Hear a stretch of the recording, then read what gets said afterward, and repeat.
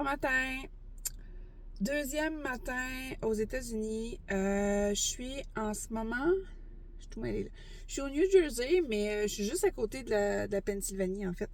De Philadelphie, où je pensais dormir, mais finalement, en tout cas, bon, longue histoire. Je suis encore dans un. J'ai encore dormi dans un parking de Cracker Barrel. Je vais vous montrer c'est quoi qui ne savent pas. C'est ça. C'est un resto. J'avais dit dans mon post déjeuner-dîner parce que les autres fois où j'ai voyagé aux États-Unis, surtout en 2020, ça fermait à 7 heures du soir. Puis, tu sais, en tout cas, bref, longue histoire, mais là, ils ferment toujours à 9-10 heures. Je sais pas si c'est juste dans le nord des États-Unis, là. Je verrai, rendu en Floride, là. J'ai pas regardé sur Google, là. C'était pas important. Mais j'étais restée en tête parce que en tout cas, les déjeuners sont bons. Mais c'est quand même cher. Et il y a une petite boutique à côté, dans la bâtisse, il y a une petite boutique avec toutes sortes de cossins. Je sais pas trop. C'est difficile d'expliquer. C'est comme des affaires, pas vieillots, mais anciens. Ça s'appelle Old Country Store. Fait que, tu sais, en tout cas, bref. Je sais pas trop comment le définir, c'est difficile. Mais tout ça pour dire que j'ai pas été déjeuner au Cracker Barrel. Peut-être que j'irai dans un de ceux que je vais aller, mais parce que j'ai à bord des choses pour déjeuner. Puis c'est ça, je peux pas me permettre de déjeuner au Cracker Barrel à chaque fois que je vais coucher là. Puis c'est pas de toute façon, c'est pas une obligation là.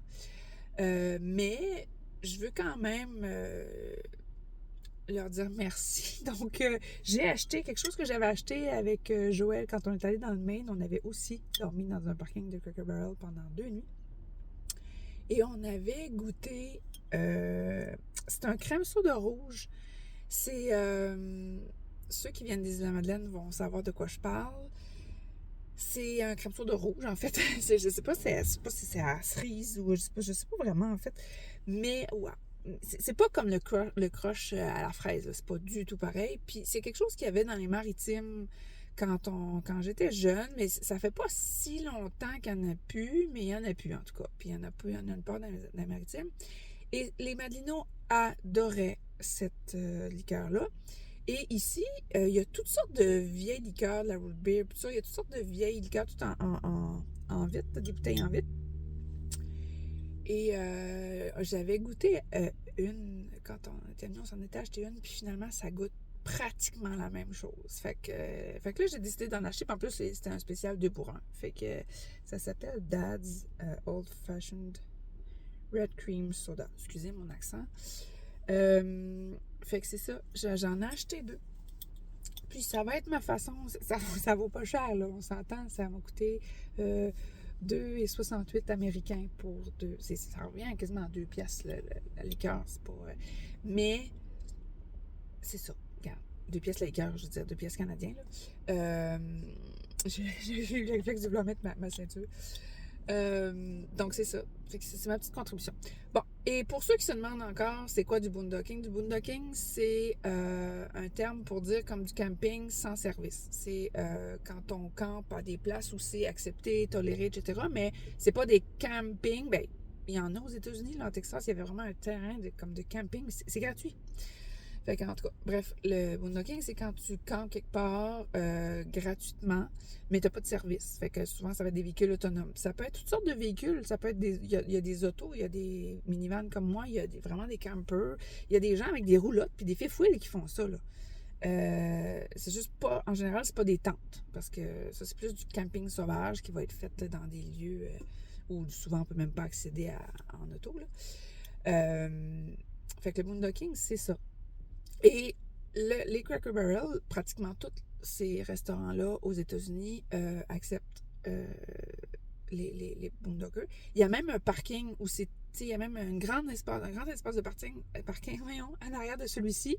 C'est marqué que c'est pour les VR puis les roulottes. T'sais. Fait que tu peux pas rester là pendant 3 semaines. Là. Normalement, c'est une nuit. Mais tu sais, il y en a qui vont rester 2 nuits. J'ai déjà vu des commentaires de gens qui restent 3 nuits.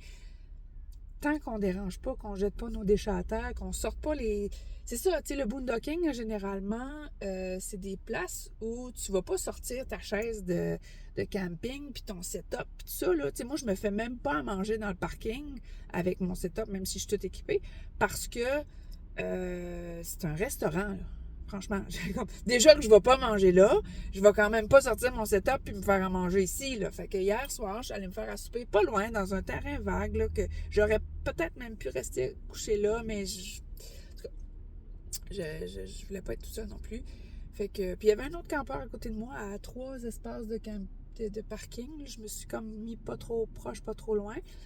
Puis plus je vais descendre vers le sud, je sais que plus il va y avoir de campeurs. Mais avec Joël, on était allé, c'était en été en tout cas, là, ou en début septembre, je pense, puis où on avait couché au Cracker Barrel dans le Maine, il y avait au moins 8 véhicules avec nous autres qui couchaient là.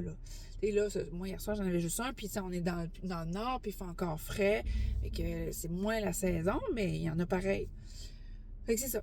Ça, c'est le boondocking. Puis là, aujourd'hui, mon horaire, c'est d'aller me chercher une douche parce que, ben, je vous en parlerai dans une autre vidéo parce que là, je vois que le temps file encore. Fait que je vais aller me chercher une douche. Dans les truck stop, il y a des douches payantes. C'est un des trucs. Mais en Floride, j'ai d'autres options. Je vous en parlerai, comme je disais, dans une autre vidéo. Mais sur la route, ça va être ça, là, des douches au truck stop où je vais regarder là, si j'ai d'autres options. Il y a aussi les gyms, des fois, ou les salles comme pas sportives, là, mais communautaires, où il y a la piscine et tout ça. Fait que des fois, on peut payer genre pour rentrer, puis pas nécessairement aller à la piscine, mais prendre la douche. Puis je pense qu'il y a même des lieux où c'est gratuit, mais là, en Floride, je sais pas. Fait que ça va être des choses à vérifier. Fait que c'est ça, c'est mon matin, parce que là, la débarbouillette hier, c'était bien, parce que on s'entend que j'ai pas très chaud, là, je fais juste conduire toute la journée. Mais là, je voudrais une douche. Fait que c'est ça. Et bon, en tout cas, c'est ça. On s'en reparle pour le reste. Je vous souhaite une belle journée. Moi, je devais m'en aller à Richmond en Virginie. Et là, je me suis rendu compte que finalement, c'était 5 heures de route parce que j'évite les routes payantes. Puis là, ça aussi, je vous en reparlerai parce que là, en tout cas, je voudrais pas me retrouver avec une facture. Anyway, c'est ça. Fait que j'évite les routes payantes, donc ça rallonge mon trajet. Fait que finalement, je pense que je vais coucher à Washington. Mais en tout cas, je vous en donne des nouvelles parce que je ne sais pas encore. Puis c'est pas grave parce que je suis pas pressée. Je suis en voyage. Fait que je dirais pas que je suis en vacances parce que j'étudie. Mais c'est ça. Fait que je vous souhaite une bonne journée. Bye!